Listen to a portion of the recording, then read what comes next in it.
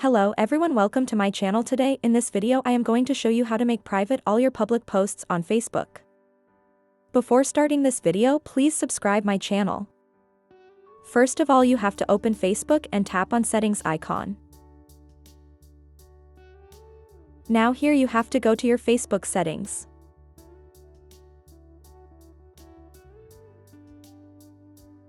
After that you have to scroll down and click on activity log. Click on this activity log.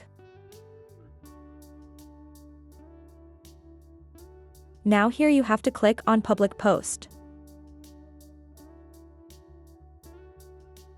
So here you can see that this is a public post, so to make it private, I will click on the three dots in front of it. After that here you have to click on change audience.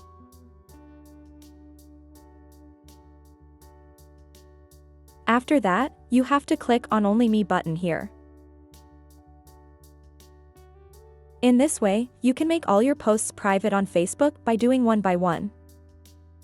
Thanks for watching this video. Please subscribe my channel. See you in the next video.